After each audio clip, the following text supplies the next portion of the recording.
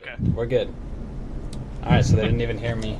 My long-winded spiel. It's okay, whatever. We're talking about CWL Rostermania. So the question, because apparently I had settings wrong, was what roster stands out the most to you after Rostermania in CWL? Well, I think the obvious one would probably be Optic Gaming. Uh, I mean, you went from having the same team for, what, 3.5 years almost, to switching to, like, one of the core players to it. So I think that one obviously stands out. Seeing this new wave of Optic compared to what it used to be, and what a lot of probably Call of Duty fans are used to now. It's probably the one that stands out the most for me. I mean, that's the big name headliner, but I think the team that's gonna need to be watched is how does Red Reserve do with Scraps? I totally agree with you. Because I mean, Scraps obviously one of the better players in the EU. Yeah. I mean, Josh wasn't a slouch, but I think Scraps was a definite upgrade for them. Yeah, I think you could make the case that Scraps is the best player in EU right now. I don't know, he's just impressively talented, and he's way more consistent than a lot of the top talent in Europe, which I think really makes him kind of like stand out in that sense. Another sort of like, I don't know, for me, I was really just disappointed with what Team Caliber did, to be honest. Very much so. I mean, they did okay yesterday, but I just don't like that roster. I don't like Pharaoh for Theory. I don't like that. And I don't like that they weren't able to hold on to Methods. Obviously, there was some kind of like behind-the-scenes, debatably scummy stuff that went on, I guess. But like, the fact that they weren't able to hold on to him regardless, I think was really a huge loss. I feel like Methods was a big upgrade to that team, and if they were able to keep him, they could have built around that, but they didn't. And I feel like that was a huge failure on their part to not hang on to him. Yeah, I think if they would have been able to keep Methods, because Chino is their other AR player, right? It's accuracy. They traded Chino. Oh, for... that's right. My bad. So I mean, you have accuracy, which is a decent AR, and then you have Methods just popping off onto the scene with this phenomenal AR that he is. I mean, that's scary in itself. And then you got Kenny is probably a top 3 sub, maybe. Yeah, I would entertain that argument. Yep. And then Pharaoh, which that move right there to me was just kind of weird because Pharaoh, I think he has a lot of potential. He has probably one of the higher ceilings out of these younger players coming up. But I don't think that would have been that right player for that. Yeah, I agree. Exactly. I don't think he fits the role. I mean, I think he's really good at S&D, and I think that's why people put so much stock in him is because his S&D is just so good. But I feel like when you look at a team like TK, you have a role player in Kenny, you have a role player in accuracy. Pharaoh doesn't really fit that role that they needed there, which was the glue, right? Like, that's what everybody said Theory was before he left. Theory was the glue that held the team together, even if he wasn't the best player on the team. And I felt like you're kind of missing that now. But I guess, I mean, with the Enable pickup, maybe Enable is that role now? I don't know, but... Yeah, I think honestly Enable, I think he would be a pretty good sub for Theory, because he's that veteran player. He's been around for so long. I think that would probably be the best replacement right now. I don't know if him and Methods, I don't think the skill transfer, like they're not really on the same level. But I think when it comes to replacing Theory, I think that was a great move. Yeah, and so go ahead if you want to say something. I wasn't a fan of the first TK roster change. I think it was a mistake to break them up. You win back-to-back events, you lose one, and then you want to break the roster up. It didn't make a whole lot of sense to me at the time. Granted, there could have been behind-the-scene personal issues between the players, but... Yeah, I agree. I thought that their roster move was a little, not necessarily unwarranted, but just kind of quick, you know? I mean, like, I get it. They had to make it the change when they did just because of, like, the deadlines. But I felt like they should have... Like, if it were me, I would have waited until after Seattle. Yeah. Like, keep the same roster through Seattle. If they don't perform well at Seattle, then maybe consider making a change. But for them, like, I feel like they kind of screwed themselves because they made the change before Seattle, didn't perform very well with methods, which, I mean, they had like a week's worth of practice, so how much stock do you want to put in that? I don't know. But then they're not even able to hold on to methods afterward and have to make another change. That just seemed kind of bad to me. They screwed the contracts up. Yeah. I mean, it's just That you was just got to have tighter contracts, and somebody didn't do their job, and somebody probably got fired for that. Yeah, that was a mess. That's a whole nother topic, but that was a mess. But I want to move on just a little bit and talk about yesterday and a little bit of today's Division A CWL results a little bit. Sure. So I don't know if you remember or have a graphic or anything up of what happened, but I'll go ahead and give you a quick rundown. So Red Reserve 3-0 to Epsilon, TK 3-1 Splice, Echo Fox 3-2 to EG, Envy 3-0 to FaZe, and TK 3-2 to Echo Fox. That was all yesterday. So does any of that stand out to you? Is there anything, like, obviously it's one day of the Pro League, it's the first day of the Pro League, so how much stock, I wouldn't put a whole lot of stock in necessarily all of these, but I don't know, does anything pop out to you? Yeah, I think the TK doing as well as they did against Echo Fox. I mean, it did go. That was the one that went map 5, right? Correct. Yeah. So, and it was like a crazy hard point. It was like literally like a 1-point hard point, and it was Kenny that got like that 4-piece to seal it. Right. So that was probably the one that stood out the most because Echo Fox has been that team that's just been kind of consistently placing. Yeah, I'd say consistent, like top 4, top 5. You could always count on them being up there. And then I just think they're a solid squad. And then you have TK coming in with a different roster, maybe not as much practice as Echo Fox had. So yeah, I think that to me that was one that stood out a lot. Mm-hmm. So I feel like that was definitely a series Echo Fox should have took. Yeah. For me, I think overall, I think you almost hit the nail right on the head. It's just TK's performance in general. We just sat here and bashed on TK's roster for a solid 5 minutes, and they won both of their games yesterday. Yeah. And like you said, they beat an Echo Fox that has been really consistent so far throughout the Pro League and throughout World War II. I mean, maybe not a top 2 team consistently, but at least a top 4, top 5. You have to at least consider that. That really. I was surprised that they did as well as they did, and they were able to knock off what I would consider one of the top teams in Echo Fox, especially one of the top teams in that division. Yeah. The big takeaway for me is Splice screwed up.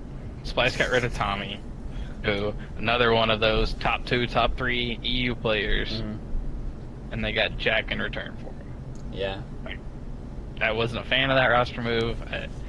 I felt like Tommy was the leader of that team, and I feel like they're going to struggle all throughout Division A. They'll struggle at Anaheim, and they'll struggle at Champs unless they can figure something out. But I don't think they have the talent. I think they screwed themselves out of winning anything for the rest of the year. Mm-hmm. Yeah, I think that Tommy move is just still, like, it's very questionable. Because, like, to me, kind of going back to the TK comparison, like, I felt like Tommy was that glue player for Splice. Something that kind of bother because Jared and Matt have been around forever, but Tommy's has kind of been that face of Splice. Yeah, so it's I kind of agree. hard to take that type of player out and just expect those kind of results. So I just don't think that would have been the right move. I think they were consistent before. And I think they could have came back to it, but. Yeah. I mean, everybody wants to win, but like you have to realize the inconsistency with this game's meta changes, coupled with I think we've seen some of the most talent we've ever seen in the CWL.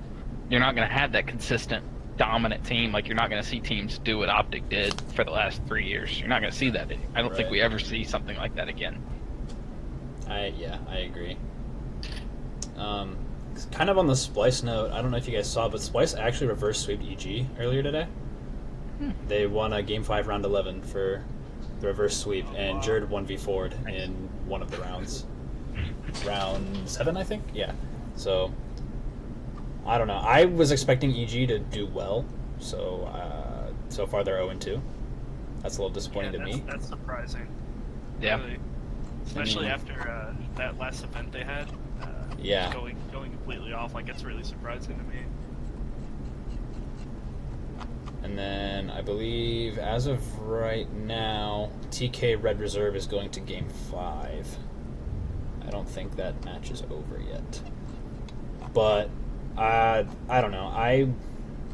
I was a little concerned, like, I was surprised with how well Red Reserve did against Epsilon yesterday. Granted, it is Epsilon, so, like, how much do you value that win? But Scraps looked really good, and that was really my big takeaway from that match, just because, like, I think Scraps is the biggest pickup of all of Rostermania. Yep. I guess you can make the argument that Octane to Optic is too, but I think Scraps to Red Reserve is way bigger. Red Reserve is going to be a contender. Yeah, so I was not surprised, but, like, I wanted that match to go well for them because I wanted that pick to work. But I was, after seeing a 3-0 on Epsilon, like, no one would be surprised to see that. So it was kind of hard to say whether it worked out. So I'm interested to see how this Game 5 ends. Which, I mean, if they're able to, even if they're just able to take TK to a Game 5, I think that's pretty good because, at least so far, TK has looked really good. I think they just beat TK. Well, Game 5. They did, yeah, and so I'd say that's pretty good, just because TK came out really hot yesterday, so it's kind of impressive for them to be able to pull that off. And I was watching that first game before earlier, the first match with the first hardpoint, and TK slaughtered them. It was like a 250. Yeah, it was like 250 to 100 or so. Yeah. So yeah. So I think if Red Reserve, because I've noticed them a lot, like, they can sit there and get blown out, but they will not, you can never count them out of a series. Right. They will just bounce back after it, and then, like, it seems like they can't get demoralized in a series when it comes to stuff like that. So. Yeah. Any other last comments on Rostermania before we move on to our next topic? I mean, I think highlighting just optics change would be good. Yeah. No, I mean, it was such a big deal for Call of Duty. Yeah. The competitive scene, like, no one, it's like it's gonna be a while before you get used to it because we haven't got to see him play an event. And it's still just like it's so weird. You grab Octane, you trade him from LG or trade Formal for him, which that I don't know. What's your guys' opinion on that? Like, who do you think won that? Yeah, who won that trade? I will punt that one to Caleb and give my answer afterwards because I know Caleb's an Optic fan, so I want to hear what he has to say. I love the pickup of Octane. I'm a huge Octane fan. Like, just watching him in LG, the dude shreds. But he's got to learn how to play better as a teammate. He gets a little selfish at times, and as all COD players do, we have that ego of my KD's got to look nice. Right. And that's something I think Optic struggled with for a while, and I think that's one of the reasons Karma got ragged on so hard is Karma didn't give a shit about KD. He didn't. He was there to win games and put himself in the positions, and I think Optic's going to miss that. I think we're going to see a lot of Optic being slow on rotations coming in to Division B. But I think LG's got the most to lose in this with picking up Formal, because if the first few events don't go well with Formal, I think they're looking at another roster change after Champs. I agree with that. Who do you think they change or try to get rid of if they do go through another roster change? It's tough to say. I just have to see how they flow together. We don't know anything about the next game either. So once the reveal comes out and we have a better idea of what the game's going to be like, maybe we could get a better answer. But I feel like without knowing any of that, it's hard to really say who would be a contender. I mean, we don't even know if it's Boots or not yet. Right. I mean, that changes everything if it's not Boots. So my comments on the Octane pickup, I mean, I think Octane's overrated, but I have to at least give him credit and say that he's good. He's arguably the best AR in the game, and I'm not going to take that away from him. So I think that the trade of Formal for Octane pound for pound, Optic won 100% of the way. I think Formal and Octane play very similarly in the sense that they're not necessarily team players. They're not going to be doing the dirty work. They're definitely just slayers. They're just number players, and pound for pound, Octane is better than Formal right now. So I think that's a huge win right there. Now, dropping Karma and picking up Methods, it's questionable. I thought that was really stupid. Not that Methods is a bad player. Methods has apparently been fitting that flex role really well, and that's cool, but you're going to drop the only player. He can't. I don't think he can, and you're going to drop the only player in competitive Call of Duty that has 3 world championships. You know what I mean? Like, Karma is a legend for a reason. He is good for a reason, and he's good at a very specific thing, which is very, intangible. And I think that, that roster was kind of imploding on itself as it is, so it's possible that it was not just that. Like, there was, a personality issue behind the scenes, but it just seems kind of stupid to me to drop someone as good as Karma. I don't know how much you've looked into it, but some of Karma's streams, he's been talking about the issue, and he thought the roster was going to be himself, Octane, Scump, and Krim, and then about a week and a half before the roster change, Scump decided he didn't want to play with him anymore. Wow. So it was apparently a Scump's decision, according to Karma, from what I've heard. Yeah, that he didn't want to play with Karma anymore. Yeah, and then I think before that came out, most of them were saying, like Scump was saying, and I think Krim might have even mentioned on it a little bit, and some of the other pros, like in Nameless's podcast, that Karma just doesn't like this game, and I think, it kind of goes with anything. Like, if you're not having fun with something, like, you don't really want to do it. So I think that could have been an issue too. I mean, obviously, there's 2 sides to the story.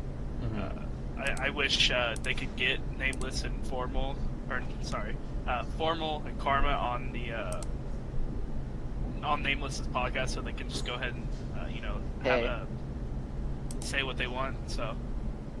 Yeah, I agree with that. And then just the addition of Methods.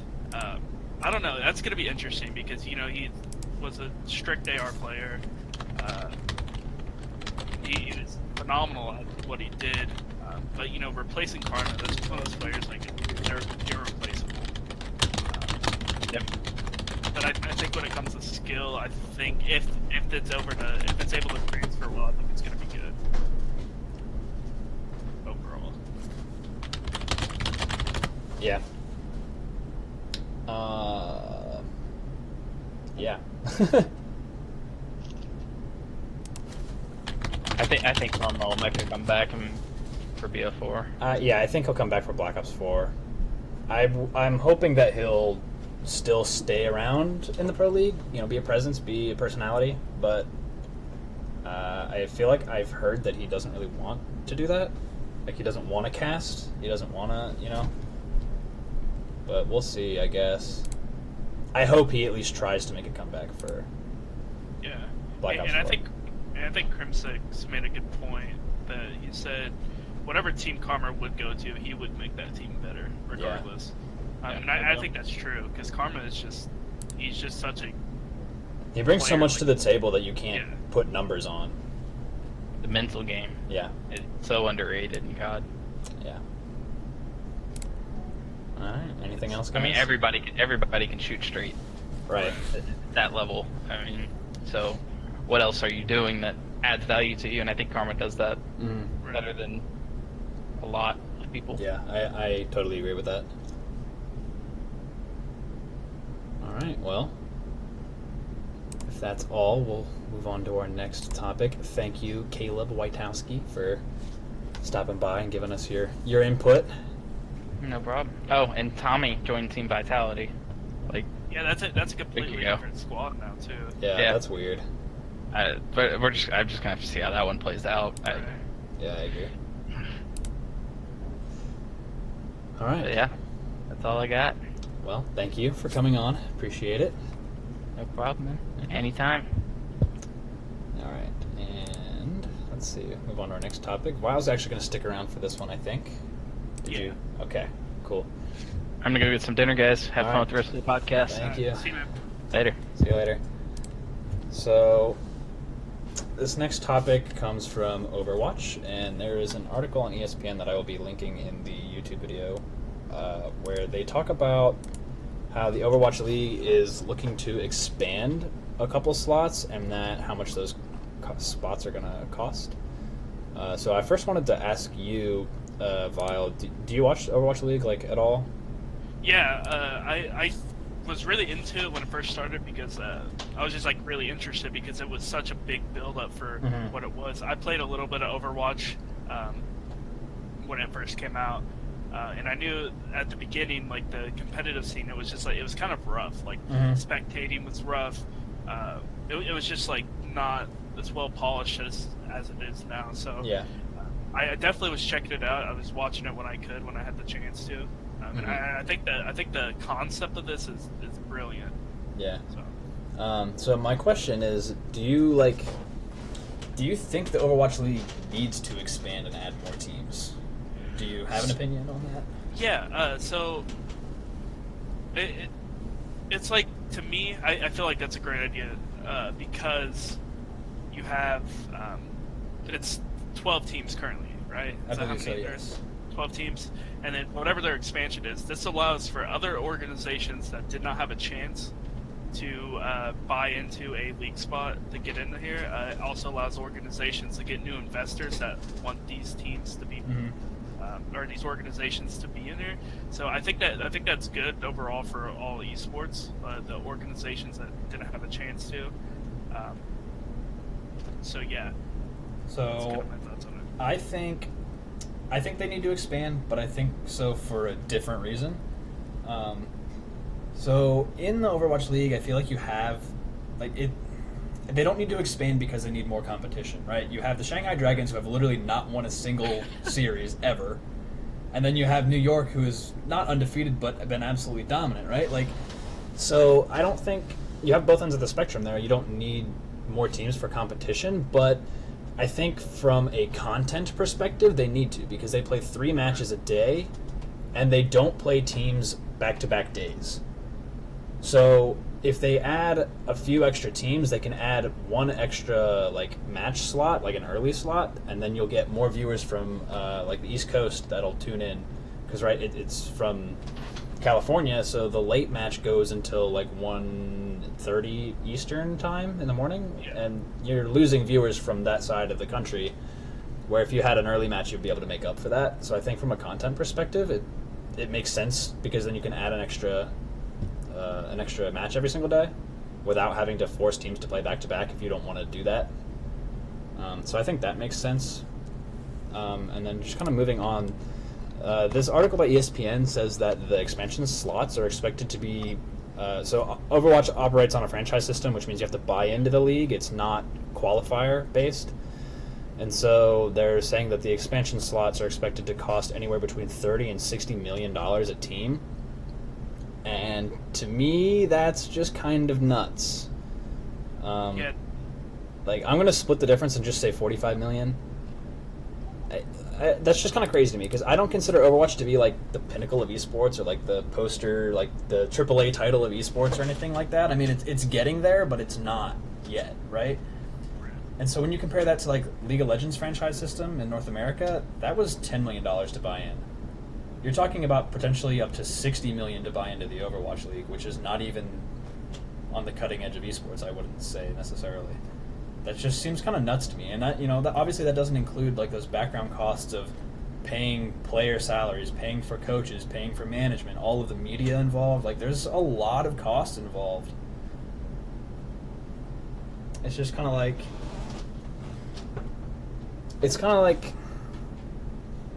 don't know. There's a reason that Optic Gaming had to sell out their majority ownership share in order to join the League of Legends, the NASS.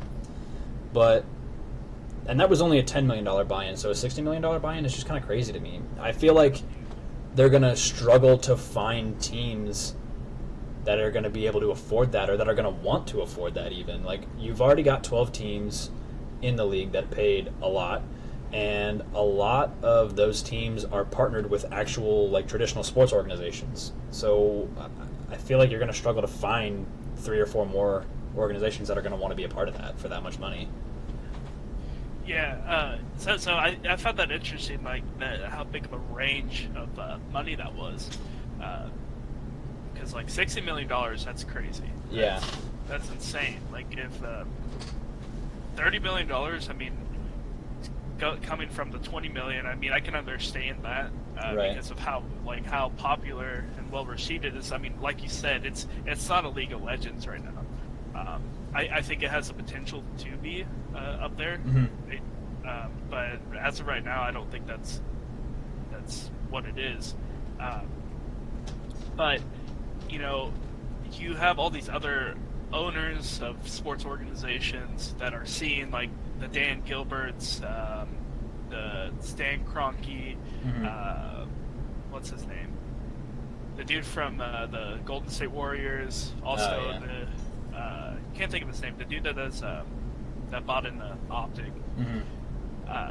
You know, you see all these other, and you know that I assume they talk to other owners and stuff and let people know. Like I think they would have social lives with those other people. Yeah. So I think that also could be a big, you know, proponent to having these other sports organizations come in and invest into them, and then also helps grow esports. These other not liquid Team Liquids or CLGs right, or yeah. Cloud9s. I agree. Get money, so I think. See, the problem for me is that, like, it's not like the Overwatch World Championship is like $100 million grand prize, right? Right. So these teams are spending this much money to buy in, and it's going to production and to pay salaries. So I think if and I don't know if this is happening or not, if the Overwatch League gives sort of like a breakdown of what the budget is and how they're spending that money to teams, maybe it'll work out, right? Because if they're going to take that let's say $45 million, and more than half of it is going to go to like marketing to try and grow their presence and grow their viewership and then bring in more revenue essentially, then I guess that would make sense, and you'd maybe be willing to foot that bill because the payout 4 years from now could be huge. But without knowing where that money's really going, and they're just asking you to pay that, I feel like people aren't going to hop on that train, right? Right. Because, like, on top of the fact that you have to pay the $45 million or whatever to get in, now you have to pay for 6 players' salaries and at least 1 coach and a manager, and, you know, like, it's more than just the $45 million. It's going to come out to probably another $5 million on top of that a year. Like, that's a lot of money. Well, see, I know some of that stuff that got released before it even came out. Like, I believe all the players are guaranteed the base salary of $50,000. Also, they are benefits and stuff are also included. Yeah, they get like medical benefits and stuff too. Yeah. So I would think a lot of that comes from there, and then you also got to think about all the subs they bring in, because they got a lot of subs usually. Right, a team is not just 6 players; it's like it's like 10. They have several. Yeah, I forgot. I didn't even think about that. So you know, you got all that. I mean, that's still. I'm not for sure exactly. I can't do all that math right now. But what all that adds up, I still feel like there's still quite a bit of money out there that. Not really sure exactly, you know, where it's going. Right. Because, I mean, obviously organizations are also, you know, adding their own contracts to these players, I would assume. Yeah, so, I don't know. I feel like I'm interested to see if and who buys in for the expansion. I don't know, it just seems like an absurd amount of money for what's really there. I feel like they're gonna have to find teams that are really like about it, right? Like they really expect their money is gonna build the Overwatch League, and they're gonna see returns, right? I feel like you're not gonna have people. I don't know. It's just crazy to me to think that a game that's as young in its esports career as Overwatch can demand such a high price compared to a game like Right. League of Legends. It's been around for what, 8 years now, I think. Yeah, that's That about right. you know, like that's just kind of nuts. Yeah, and another thing that possibly that money could go to is you also have the they're wanting to, because they have their cities, right? That's where their headquarters are. They're wanting to build like stadiums and stuff for themselves, or like venues, so like teams would come and play. So it's gonna be like a traditional sport. So I crazy. think maybe that kind of money could be going towards it to help them fund these stadiums, which would make sense. Like I said, I think a good breakdown for where all this this massive franchise spot price tag is going. Like I think people would want to know exactly where all that money is going to. I think that, again, and it's entirely possible that organizations that are considering joining are given that sort of a budget breakdown, but without having that information available to look at, it's kind of hard to say whether or not it's worth it. Right. So, and then you also got they have their like development league as well. right, yeah. I wonder if is that franchise based? Do you know? I don't know. I know because some of them go by like their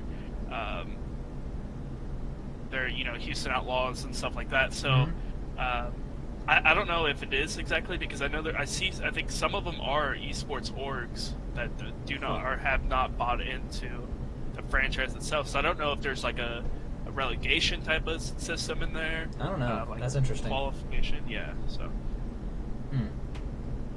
Yeah, I don't know. And the other thing that I go back on is like, League of Legends has been a staple of esports for so long, and they've done it well. I feel like everybody kind of needs to follow that blueprint. I get that Overwatch is kind of trying to like trailblaze and kind of do their own thing and be the first to do it, but also like, there's not. If they were to add 4 teams, they would have way more teams than in the NALCS. Right. That just, again, I feel like that's not necessarily a recipe for success. I guess it could be, but it's never really been tried like that. So that's another thing you have to consider, is that like Overwatch is kind of at this point known for doing things that other esports haven't done, like with the city-based franchise system, stuff like that. I don't know. Maybe it'll work out, but it just kind of I question it. I don't know. Yeah, it'll be interesting what happens if this expansion does end up happening, and who all is getting involved, because they're probably the people that probably didn't want to get involved are probably kicking themselves, prior to this hike in price, because it is successful. Right. Like we said, I mean, it's not a League of Legends, but it's something different, and it's something that's up and coming still, and I think it's still being very successful. Yeah. But yeah. Well, I think that's all I got on that one. Unless you have anything else you'd like to add. No, I think that'll be about it. All right. Well, thank you for coming no by. problem, man. Sure. Appreciate Happy it. to help. Yeah. All right. Have I a good will one. see you later. Yep. All right, stream. I'm actually going to end it there. I had a couple other topics I wanted to talk about, but I was trying to shoot for 30 minutes, and I actually went over a little bit, so I'm going to call it a day there. I'm going to try and do this again next Tuesday, not Wednesday. I'll have some more stuff prepared on time, hopefully, for Tuesday. Yeah, if you missed a chunk of this and you want to recap, I will be putting the VOD on YouTube probably here at some point tonight, so you can look out for that. And make sure to follow me on Twitter and all that good stuff so you know when I am streaming next. Thank you guys for stopping by, and I will see you next time.